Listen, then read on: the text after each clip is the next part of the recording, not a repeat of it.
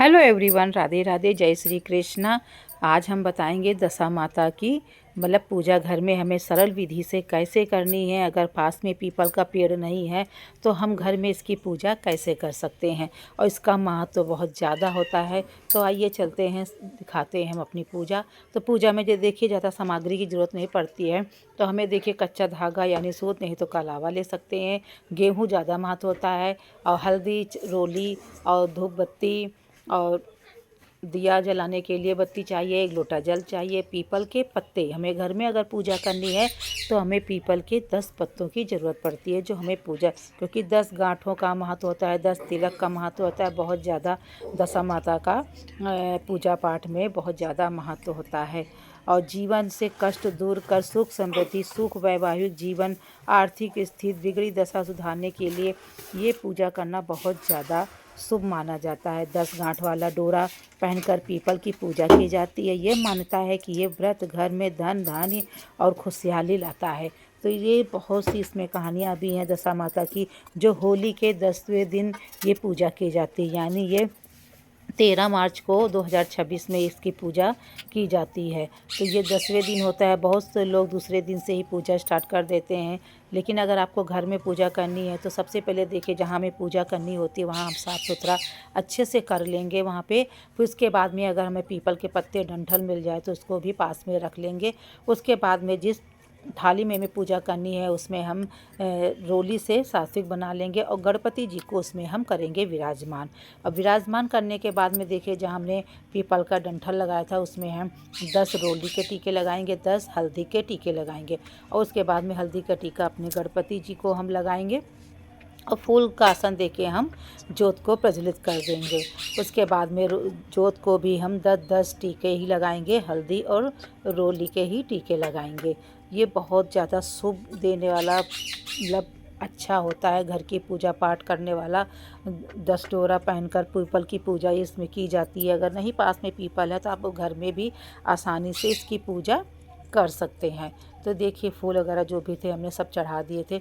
उसके बाद में जो हमने 10 पत्ते लेने होते हैं, 10 पत्ते में हमें यानी दशा माता की फ़ोटो बनानी होती है, प्रतिमा बनानी होती है, जिसे हम उन्हें पूजना है हमें। तो देखिए, हम उनकी प्रतिमा बना लेंगे। अगर 10 पत्ते हैं तो आप 10 में भी बना सकते हैं, 1 है तो आप 1 को भी रख के पूजा कर सकते हो। तो हमें अच्छे से आसानी से पत्ते मिल गए थे।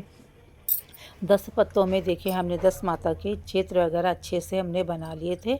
इन्हीं की हमें पूजा करनी है। अगर आप चुन्नी हो तो आप चुन्नी 10 माता के लिए भी उड़ा सकते हैं। उसके बाद में देखिए, गेहूं का बहुत ज़्यादा महत्व है, तो गेहूं के भी 10 हमें ढेरी लगा लेनी है।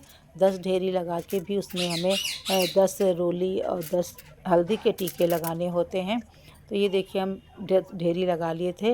उसके बाद में हम जितने भी रोली और टीका हैं सब लगा देंगे अच्छे से।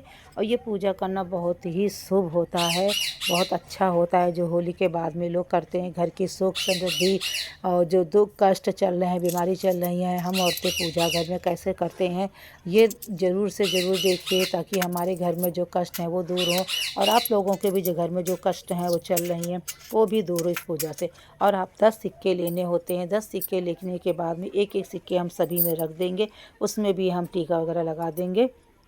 उसके बाद में अगर आप कच्चा सूत ले रहे हैं तो उसमें जो हम फेरी लेते हैं, तो पीपल में, तो यहाँ घर में अगर करते हैं तो आप कलावा से भी गिन लीजिए कितने हैं। तो हमारे 5 धागे थे, तो 5 हमने डबल कर लिए थे, तो हमारे 10 हो गए थे। अब इन 10 को हम अच्छे से डबल करने के बाद गांठ लगाते जाएंगे। 10 हमें गांठ लगानी होती है, जिसको हम डोरा बोलते हैं। इसी को पहन के ही पूजा होती है। बहुत ही शुभ होता है, अच्छा होता है। औरतें अगर इसको पहन के पूजा करती हैं, घर में भी करती हैं या बाहर करती हैं, तो हमारे घर में सुख समृद्धि, जो हालात बिगड़े हैं वो सब सही हो जाते हैं। अच्छा होता है पूजा पाठ करना। देखिए, हम 10 गांठें इसमें अच्छे से लगा लेंगे। और आप लोगों को दशा माता की हार्दिक हार्दिक शुभकामनाएं। इसकी पूजा ज़रूर से ज़रूर करें। अगर हमारा वीडियो यूज़फुल लगे आप लोगों को तो प्लीज़ हमारे चैनल को लाइक सब्सक्राइब ज़रूर से ज़रूर करें। और ये देखिए, हमारे गांठ लगने के बाद इसको हम अच्छे से लपेट लेंगे। लपेटने के बाद में जो हल्दी होती है, हल्दी से इसको हमें रंगना होता है, यानी हल्दी से रंगने के बाद में ही इसको हम पूजा करेंगे। तो इसको भी हम दशा माता के पास में ही चढ़ा देंगे। चढ़ाने के बाद में इसकी हम करते हैं पूजा। तो हमारी देखिए पूरी तैयारी हो गई थी। उसके बाद में जो भी सुहाग का सामान आपके पास में हो, दशा माता के पास में आप चढ़ा दीजिए। और उसके बाद में जो हमारी पूरी तैयारी हो जाएगी तो हम उसके बाद में जलाएंगे जोत। जोत जलाने के बाद में देखिए हम दशा माता से हाथ जोड़कर उनसे प्रार्थना करेंगे कि हे माता, हम हमारी पूजा हम शुरू करने जा रहे हैं, संपन्न करने जा रहे हैं। जो भी गलती हो क्षमा करना, भूल चूक हो माफ़ करना, यही विनती है उनसे। और फिर धूप दीप जला के उनके पास में रख देंगे। प्रार्थना करने के बाद में देखिए हमें 10 गेहूं के दाने लेने हैं।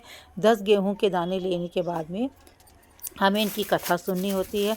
हाथ में पुष्प ले लेंगे। कथा सुनने के लिए हम इस वीडियो में नहीं डालेंगे, नहीं काफ़ी लंबी वीडियो हो जाएगी हमारी। तो अगली वीडियो में हम इसकी कथा डालेंगे।